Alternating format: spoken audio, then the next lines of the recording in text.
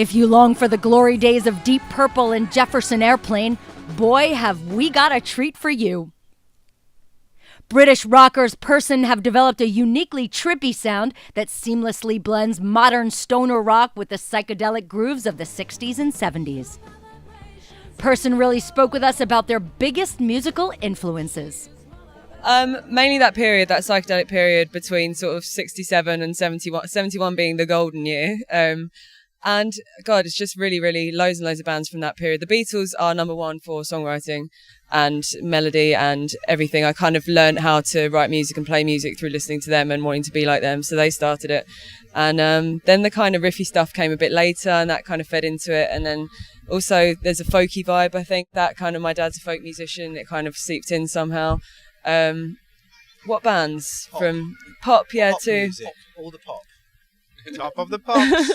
Top of the pops. Top of the pops. Top. The band's eclectic sound has been getting them quite a bit of attention, particularly from the costumed Swedish rockers Ghost.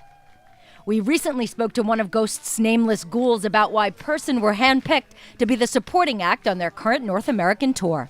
Well, for several reasons. One is obviously that they're a good band. Every time we do our own headlining tour, we always try to find something that is sort of retrospective, or they have the look and they have that sort of retrospective feel, very psychedelic as a whole. But for us, because, you know, there are so many contemporary bands that would bring in such a different sort of vibe. So we want to sort of avoid that, and therefore we have a tendency to sort of retreat to the doom rock scene or something like that.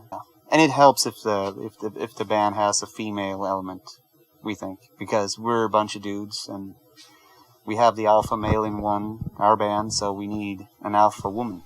You can catch Purson performing live as direct support to Ghost on their Black to the Future tour until November 2nd, when the tour wraps up its U.S. leg in San Diego, California. Be sure to check out Purson's trippy new video for their latest single, Electric Landlady, which dropped on September 29th.